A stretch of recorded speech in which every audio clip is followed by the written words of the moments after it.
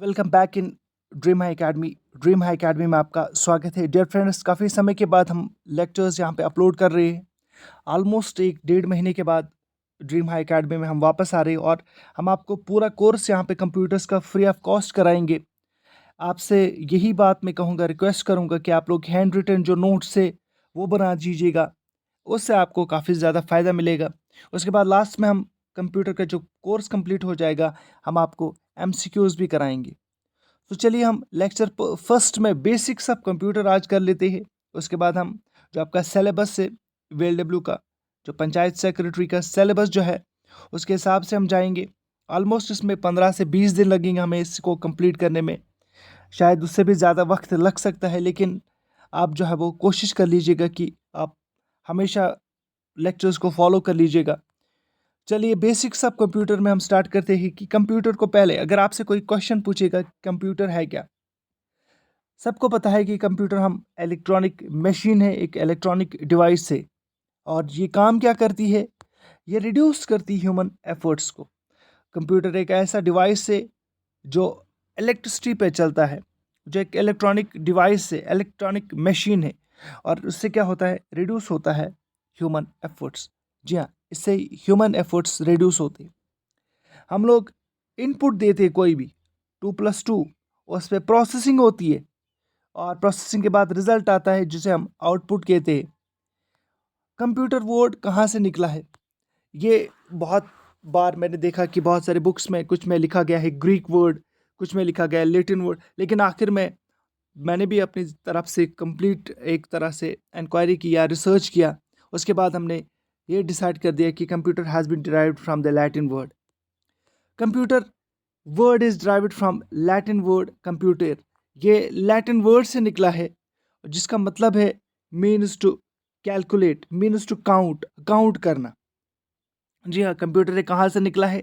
Latin word है।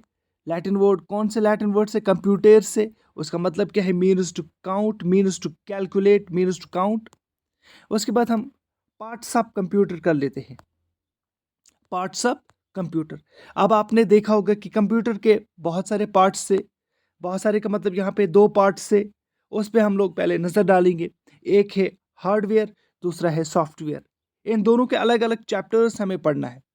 Hardware का भी अलग चैप्टर है, सॉफ्टवेयर का भी अलग चैप्टर है।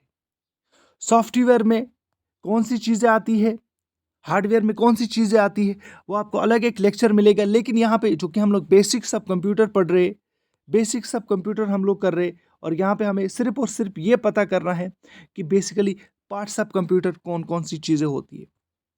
फॉर एग्जांपल, जैसे मैंने बात की पहले हार्डवेयर की, मैंने बात की सॉफ्टवेयर की। अब एक हार्डवेयर ऐसा पार्ट है कंप्यूटर का जो एक टेंजिबल पार्ट है, जो टचेबल पार्ट है। टेंजिबल मीन्स जिसको हम छू सकते हैं, टच कर सकते हैं। जैसे कि हमारे पास एक मॉनिटर है, कीबोर्ड है, माउस है, हम इन सब को जो है वो सीपीयू है, हम इन सब को जो है वो टच कर सकते हैं।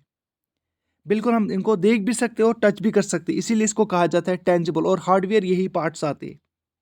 हार्डवेयर में कुछ इनपुट डिवाइसेस भी आती है, वो हम सभी जो है वो कवर कर लेंगे, उसके बाद आपको समझ आएगा। उसके बाद अगर सॉफ्टवेयर की बात करते हैं, सॉफ्टवेयर पूरा का पूरा इंटेंजिबल होता है। सॉफ्टवेयर जिसको हम लोग टच नहीं कर सकते। फॉर एग्जाम्पल, आपके पास कोई सॉफ्टवेयर है। अब मैंने एग्जाम्पल्स यहाँ पे लिया है, इंस्टाग्राम का लिया है, फेसबुक का लिया है, या आपके पास यूट्यूब है, या आपके पास कोई भी कैमरा है, जो मोबाइल फ़ोन में कैमरा होता है। क्या आप लोग टच कर पाते हो उसको? बिल्कुल भी नहीं, क्योंकि वो एक सॉफ्टवेयर है। अगर वो ख़राब हो जाएगा, कैमरा ख़राब हो जाएगा, उसके फंक्शंस को आप लोग सही नहीं कर सकते, उसका सॉफ्टवेयर ही चेंज करना है। आपका अगर इंस्टाग्राम में कोई प्रॉब्लम आ जाएगी तो आप लोग इंस्टाग्राम को ठीक नहीं कर सकते हो, आप लोग सही नहीं कर सकते हो। इसीलिए जो है वो सॉफ्टवेयर को हम लोग इंटेंजिबल पार्ट ऑफ कंप्यूटर कहते हैं। कैनॉट बी टचड, हम लोग इसको टच नहीं कर सकते हैं। और सॉफ्टवेयर ही एक ऐसा पार्ट है कंप्यूटर का जो कंप्यूटर को या आपके मोबाइल फ़ोन को कहता है what to do and how to do, कैसे करना है, कब करना है। चलिए, और सब बेसिक टर्म्स, कुछ बेसिक टर्म्स को हम कंप्यूटर के जानने की कोशिश करते हैं, जिसकी वजह से थोड़ा सा आपको भी ये पता चलेगा कि यहाँ से क्वेश्चंस पूछे जाते हैं। अब कैसे क्वेश्चंस पूछे जाते बेसिक टर्म्स में से, चलिए आगे देख लेते हैं। छोटा सा वीडियो बनेगा मेरा, हमेशा जो भी आपने पीछे लेक्चर्स अगर आपने देखा होगा पास्ट में हमने जितने भी लेक्चर्स अपलोड किए, तो हमने मैक्सिमम 25 से कम कम कोशिश किया है कि मिनट्स से लेक्चर्स हम लोग अपलोड करें, क्योंकि एक तो वो उससे इंटरेस्ट बरकरार रहता है। जब आपका इंटरेस्ट बरकरार रहता है, आप अच्छी तरह से प्रिपरेशन करते हो। अगर आपका एक इंटरेस्ट खत्म होता है, once you see that video की जो ड्यूरेशन है वो 35 मिनट्स की है, 40 मिनट्स की, सो आप पहले ही कहते हो कि यार कि लंबा काफ़ी वीडियो है। अगर आप छोटा वीडियो बनाते हो, छोटे वीडियो अगर आप लोग देखते हो, तो आपका इंटरेस्ट बराबर बना रहता है, 20 मिनट्स का, 15 मिनट्स का, 25 मिनट्स का। उसके बाद फिर जैसे मैंने आपको कहा कि कुछ हम टर्म्स पढ़ लेते हैं, डाटा की बात कर लेते हैं, इंफॉर्मेशन की बात करते हैं, इंस्ट्रक्शंस की बात करते हैं, प्रोग्राम की बात करते हैं, सॉफ्टवेयर की बात करते हैं। पहले हम डाटा की बात करते हैं। डेटा किसे कहते हैं? जो हम लोग रॉ इंफॉर्मेशन, जो हम लोग कंप्यूटर को देते हैं, जो हम लोग इनपुट देते हैं, रॉ इंफॉर्मेशन हमारे पास होता है, वो हमारा डेटा होता है। जैसे कि 2+2, आपने कोई भी डाटा कंप्यूटर में टाइप किया, अपने मोबाइल फ़ोन में टाइप किया 2+2, दैट इज़ रॉ डाटा। बस इतना सा आप याद रखो। उसके बाद इंफॉर्मेशन, जो कि आपने 2+2 को आपने डाटा दिया था, उसका जो ऑर्गेनाइज्ड आउटपुट आ गया, उसका आउटपुट क्या आ गया? 4 आ गया, और वो 4 आपका जो है वो इंफॉर्मेशन आपके पास मिला। अब ये इंस्ट्रक्शंस, उसके बाद थर्ड जो है वो इंस्ट्रक्शंस। यहाँ से क्वेश्चन आ सकता है डायरेक्टली कि इंस्ट्रक्शंस को क्या भी कहते हैं, कौन सा चीज़ कहते हैं, कि इंस्ट्रक्शंस को कमांड भी कहते हैं। इंस्ट्रक्शंस को कमांड भी कहते हैं। जैसे कि स्टेप्स टू डू वर्क, कौन कौन स्टेप्स आपको फॉलो करना है काम करने में। जैसे इंस्ट्रक्शंस के बाद ये कमांड मिलती है, सीपीयू को प्रोसेस करता है ये सीपीयू। इंस्ट्रक्शंस को कौन प्रोसेस करता है? सीपीयू प्रोसेस करता है। हमेशा याद रख लेना, कंप्यूटर में इंस्ट्रक्शंस को कौन प्रोसेस करता है? सीपीयू प्रोसेस करता है। हम आगे भी अब कंपोनेंट्स ऑफ कंप्यूटर में सीपीयू अलग से हम पढ़ेंगे। उसके बाद एएलयू हम अलग से पढ़ेंगे, मेमोरी यूनिट और कंट्रोल यूनिट हम अलग से पढ़ेंगे। जब बहुत सारे जब एक कमांड होती है उसे हम इंस्ट्रक्शन कहते हैं। जब बहुत सारे कमांड्स होते हैं हम उसे प्रोग्राम्स कहते हैं। जब बहुत सारे प्रोग्राम्स होते हैं हम उसको सॉफ्टवेयर कहते हैं। चलिए अब प्रोग्राम की बात करते हैं। सेट ऑफ इंस्ट्रक्शंस, आपके पास इंस्ट्रक्शंस है, आपने इंस्ट्रक्शंस किया, कलेक्शन ऑफ इंस्ट्रक्शंस है, उसे हम प्रोग्राम कहते हैं। आपसे क्वेश्चन आएगा कि कलेक्शन ऑफ इंस्ट्रक्शंस कौन होता है? तो वो प्रोग्राम होता है। सेट ऑफ इंस्ट्रक्शंस वो क्या चीज़ होती है? वो प्रोग्राम होती है। उसके बाद खुद एक सॉफ्टवेयर की बात करते हैं। Collection of program is software. बहुत सारे जो, जी हाँ, एक कलेक्शन होता है प्रोग्राम्स की, उसे हम सॉफ्टवेयर कहते हैं। सॉफ्टवेयर भी हम अलग से पढ़ेंगे। ये सारा जो है हमने अलग से पढ़ना है, सिर्फ बेसिक्स में आपको समझा रहा हूँ। सबसे इंपॉर्टेंट पार्ट यहाँ पे कंप्यूटर का आता है। अब components of computer, components of computer कौन कौन सी चीज़ें हैं? आपने देखा होगा बेसिक डायग्राम यहाँ पे है, ये एक डायग्राम जिसे हम ब्लॉक डायग्राम भी कहते हैं, इसे आर्किटेक्चर भी कहते हैं कंप्यूटर का। और ये किसने दिया था? वॉन न्यूमैन ने। आप याद रख लीजिएगा, it was given by von Neumann. Von Neumann ने दिया था इस डायग्राम को। इसका पहले हम लोग, ये इनपुट यूनिट होता है। उसके बाद फिर ये पूरा जो है यहाँ पे चार्ट जो बनाया गया है सीपीयू का, जिसको सीपीयू को ब्रेन ऑफ कंप्यूटर भी बोलते हैं। सीपीयू का माने है सेंट्रल प्रोसेसिंग यूनिट, जिसे ब्रेन ऑफ कंप्यूटर भी कहा जाता है। सीपीयू में एलयू होता है, सीपीयू में कंट्रोल यूनिट होता है, और इसमें मेमोरी यूनिट भी होता है, और लास्ट में आउटपुट यूनिट भी होता है। हम अलग से बहुत चीज़ें पढ़ेंगे। चलिए पहले हम डिस्कस कर लेते हैं कि एएलयू क्या होता है, अर्थमेटिक लॉजिक यूनिट क्या होता है। अर्थमेटिक लॉजिक यूनिट क्या चीज़ होती है? देखिएगा, आप एक चीज़ आप यहाँ पे याद रख लीजिएगा। अगर सीपीयू में 4x4 आता है, जो भी रिलेटेड एडिशन से होता है, जो भी चीज़ें रिलेटेड सब्सट्रैक्शन से रिलेटेड होता है, वो किसके पास चला जाता है? वो एएलयू के पास चला जाता है। जो लॉजिकल यूनिट होता है उसके पास चला जाता है, वो प्रोसेस करता है। और अगर प्रोसेस करने के लिए देखिएगा, आपने 4x4 दिया, 2x2 दिया, 2-3 दिया, तो लेकिन इसको यूज़ कैसे करेगा? एएलयू कैसे यूज़ करेगा? एएलयू रजिस्टर्स को यूज़ करता है टू होल्ड द डाटा। ये रजिस्टर्स भी हम आगे पढ़ेंगे। अब आपको सिर्फ और सिर्फ यहाँ पे जानने की कोशिश करना है कि रजिस्टर जो एक मेमोरी है वो फास्ट मेमोरी है, इसका भी हम आगे पढ़ लेंगे। सो अगर होल्ड करना है डाटा, सपोज वो कहाँ से होल्ड करता है? एएलयू होल्ड करता है डाटा रजिस्टर्स से। रजिस्टर्स से, ALU uses registers to hold the data. ये रजिस्टर्स का इस्तेमाल करता है कि आप लोग इस डाटा को होल्ड करो और यहीं से फिर डाटा उठा के लेता है ALU। क्योंकि ALU किसका पार्ट है? CPU का पार्ट है। अब आप जब आगे इसके बाद कंट्रोल यूनिट पढ़ोगे, उसके बाद फिर मेमोरी यूनिट पढ़ोगे, तो आपको खुद समझ आएगा। अब कंट्रोल यूनिट की हम बात करते हैं। कंट्रोल यूनिट यानी CPU का जो है वो CU का, इसको इसकी शॉर्ट फॉर्म जो है यहाँ पे मैंने CPU लिखा है, CU है यहाँ पे कंट्रोल यूनिट। तो इसे कहा जाता है manager of CPU। Control unit को कहा जाता है मैनेजर ऑफ CPU। देखो, किसी भी होटल की बात करो, किसी भी स्कूल की मैं बात करूँ या कॉलेज की बात करूँ, ऑफिस की मैं बात करूँ, मैनेजर का काम क्या होता है कि प्रॉपर फंक्शनिंग हो रही है या नहीं हो रही है, सिर्फ और सिर्फ ये देखना प्रॉपर फंक्शनिंग हो रही है। और यही काम जो है वो कंट्रोल यूनिट का है कि प्रॉपर प्रोसेसिंग हो रही है कि नहीं हो रही है। इनपुट जो डिवाइसेस है और आउटपुट डिवाइसेस है, उनके बीच में इंस्ट्रक्शंस हो रही है या नहीं हो रही, इंट्रैक्शन हो रही है कि नहीं हो रही है। उसके बाद फिर ये जनरेट करता है कंट्रोल सिग्नल्स, कुछ सिग्नल्स ये पास करता है। यानी देखिएगा, कंट्रोल यूनिट का सिर्फ और सिर्फ काम है मैनेज करना, प्रोसेसिंग को मैनेज करना। इसका काम स्टोरेज से रिलेटेड बिल्कुल भी नहीं है। ये स्टोरेज यूनिट तो है ही नहीं। क्वेश्चन पास्ट में पूछा गया था कि क्या कंट्रोल यूनिट का काम है स्टोरेज का? बिल्कुल भी नहीं। ये JKSSB में एक बार क्वेश्चन आया है कि कंट्रोल यूनिट का क्या काम स्टोरेज का है? बिल्कुल भी नहीं, स्टोरेज का कोई काम नहीं है। इसका सिर्फ और सिर्फ काम है प्रॉपर प्रोसेसिंग देखना। मैनेजर है ये, मैनेज करना काम को। उसके बाद फिर मेमोरी यूनिट आता है, कंप्यूटर का एक और इम्पॉर्टेंट पार्ट, यानी CPU का इम्पॉर्टेंट पार्ट। जैसे हमने ALU पढ़ा पहले, उसके बाद हमने कंट्रोल यूनिट पढ़ा, CU पढ़ा, अब हम MU पढ़ेंगे, मेमोरी यूनिट पढ़ेंगे। और मेमोरी यूनिट जो है वो स्टोरेज पार्ट है। CPU का स्टोरेज पार्ट कौन सा है? मेमोरी यूनिट है। हमेशा याद रख लीजिएगा, CPU का कौन सा पार्ट है जो स्टोरेज करता है? वो मेमोरी यूनिट करता है। और CPU को, मेमोरी यूनिट को कहा जाता है RAM भी कहा जाता है, इसे मेमोरी भी कहा जाता है, इंटरनल मेमोरी भी कहा जाता है, इसे प्रिंसिपल मेमोरी भी कहा जाता है। इसको लिख लेना, यहाँ पे क्वेश्चन पूछा जा सकता है कि मेमोरी यूनिट का जो है वो, इसे दूसरा नाम कौन सा है, या RAM का दूसरा नाम क्या है। जैसे अगर आपके पास मेन मेमोरी दिया है, इंटरनल मेमोरी दिया है, तो प्रिंसिपल मेमोरी भी आप लोग यहाँ पे याद रख लीजिएगा। अगर आप देखिएगा, आप यहाँ से क्वेश्चन यहाँ पे आपका क्लियर हो जाएगा। यहाँ पे ये मैंने CPU ALU कहा था। ALU किसको यूज करता है? रजिस्टर्स को यूज करता है। किसको होल्ड करने के लिए? डाटा को होल्ड करने के लिए। जैसे कि 2+2 को प्रोसेस करने, जब तक प्रोसेस हो जाएगा तब तक होल्ड कौन करता है? डाटा। रजिस्टर्स करते हैं ALU में।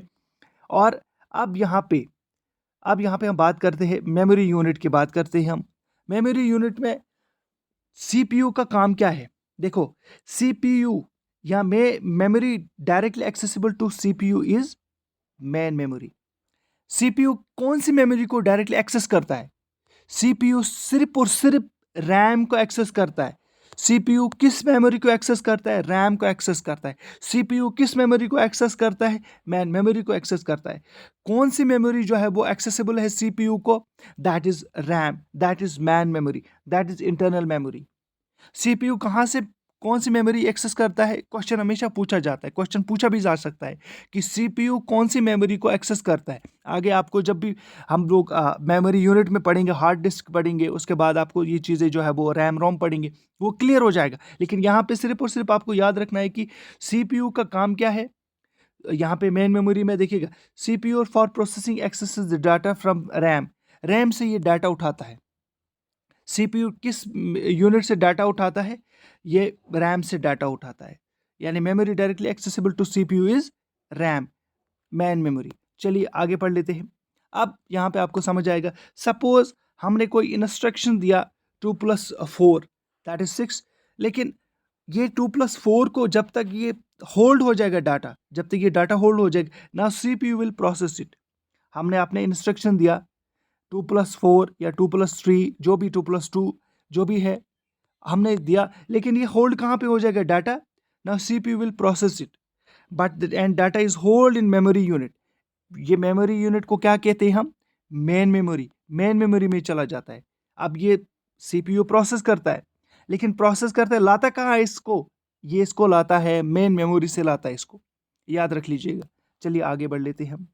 उसके बाद फिर कुछ एडवांटेजेस ऑफ कंप्यूटर है, फीचर्स ऑफ कंप्यूटर जिसको हम एडवांटेजेस भी बोल सकते हैं। क्वेश्चन पूछा जा सकता है यहाँ से कि कंप्यूटर के जो एडवांटेज है वो वेरी हाई है, या सॉरी हाई स्पीड है, वेरी फास्ट है। ये कंप्यूटर काफ़ी ज़्यादा फास्ट है, कंप्यूटर काफ़ी फास्टली काम करता है, मिलियंस ऑफ इसकी जो स्पीड है आजकल जो पिको सेकंड्स में मेजर की जाती है 5th जनरेशन में। उसके बाद फिर डेलीजेंस इसकी भी देखते हैं हम। इसका जो डेलीजेंस है यानी ये हार्ड वर्किंग है, कंप्यूटर हार्ड वर्किंग है, ये थकता नहीं है, does not get tired. Computer बिल्कुल भी थकता नहीं है। अगर आप घंटों काम करो इस पे, इंसान थक जाता है लेकिन कंप्यूटर नहीं थक जाता है। 24/7 आप लोग इस पे काम करो, ये नहीं थकता है। एक्यूरेसी, कंप्यूटर का काम ही एक्यूरेट एक्यूरेट डाटा देना।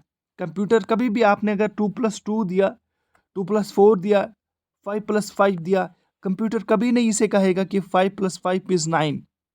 कंप्यूटर से जो है वो एक्यूरेट डाटा देगा, करेक्ट डाटा देगा, 5+5 इज 10। अगर आपने अपना एटीएम का जो पिन कोड है उसको गलत दिया, जिसको इसका दूसरा नाम भी कहा था, इसको गीगो कहते, शॉर्ट फॉर्म में इसको गीगो भी कहते एक्यूरेसी में।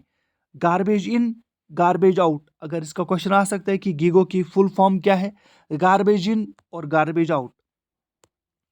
उसके बाद फिर रिलायबिलिटी, हम लोग काफ़ी ज़्यादा रिलायबल है कंप्यूटर्स के ऊपर। Dependent on computer, depend we are very much dependent on computers, हम कंप्यूटर्स के ऊपर काफ़ी ज़्यादा डिपेंड करते हैं। और कंप्यूटर्स की वजह से रिड्यूस पेपर कास्ट होता है, इससे एक फ़ायदा मिलता है, इन्वायरमेंट में जो पोल्यूशन है वो भी कम होता है, जो ट्रीज़ वीज़ है उसको भी कट करना बहुत कम करना पड़ता है। आजकल जो हम लोग ये VLW का जो लेक्चर है आपको मिल रहा है, ये भी आपको एक इलेक्ट्रॉनिक डिवाइस पे मिल रहा है, यानी कंप्यूटर एक मोबाइल भी है, कंप्यूटर ही है, वहाँ पे मिल रहा है। और इससे क्या है कि पेपर आपका कम यूज़ हो रहा है। अगर आप चाहोगे तो आप लिख सकते हो, नोट्स बना सकते हो, अगर नहीं चाहोगे तो आप नहीं बना सकते हो नोट्स, आप ऐसे ही याद कर सकते हो, जो कि बहुत मुश्किल होता है। जो है वो versatility, performance multiple task at the same time. Computer जो है, कंप्यूटर एक वर्सटाइल है और ये मल्टीपल टास्क को परफॉर्म करता है। सपोज आप लोग किसी को फ़ोन करते हो आप लोग, उसके बाद फिर आपने फ़ोन करने के बाद आपने अपना मोबाइल जो है वो लाउड स्पीकर पे लगा दिया, यहाँ से आप लोग व्हाट्सएप भी चलाते हो, फेसबुक भी चलाते हो, आप कोई और भी काम करते हो, आप फेसबुक चलाते हो, सो आप मल्टीपल टास्क एक साथ कर सकते हो। सेक्रेसी, सबसे इंपॉर्टेंट पार्ट है कि कंप्यूटर की जो है वो सेक्रेसी होती है। Leakage of information is reduced, आपको लीकेज कैसे कम हो जाती है? लीकेज हम लोग पासवर्ड हम देते हैं, हमने पासवर्ड कोई रखा, आप अपना व्हाट्सएप ओपन कर लेते हो लेकिन उसका अपना एक पासवर्ड होता है, आप लोग फेसबुक ओपन करते हो उसका भी अपना एक पासवर्ड होता है, आपके फ़ोन का अपना एक पासवर्ड होता है, आपका पीसी का अपना पासवर्ड होता है, आपका जो लैपटॉप है उसका भी एक पासवर्ड होता है। सो आप हर चीज़ में जो है वो पासवर्ड रख सकते हो, उससे क्या होता है, सेक्रेसी होती है, उसके जो चांसेस है लीकेज होने के डाटा के बहुत कम है। आप फॉलो कर सकते हैं हमें ड्रीम हाई अकेडमी, जो कि हमारा टेलीग्राम चैनल है, वहाँ पे हम लोग पीडीएफ्स जो है वो अपलोड करेंगे, उन पीडीएफ्स का फ़ायदा उठा सकते हो। उसके बाद मैं एक और चीज़ जो आपसे शेयर करना चाहूँगा वो ये है कि फुल कोर्स आपको यहाँ पे कराया जाएगा। भले ही इसमें टाइम लगता है, टाइम हर चीज़ में लगता है, 20-25 दिन तो लग ही जाएंगे इसमें। कोशिश करेंगे कि हम कम समय में हम जो है वो लेक्चर्स आपको अपलोड करें, 20 मिनट्स का या 25 मिनट्स का, इतने ही रेंज में हमारे वीडियोज़ आने चाहिए, क्योंकि उससे इंटरेस्ट बरकरार रहता है। तो चैनल को आप सब्सक्राइब कर लीजिए, वीडियो को भी लाइक करना ना भूलिए और अपने फ्रेंड्स के साथ इस चीज़ को शेयर कर लीजिएगा। Thank you very much.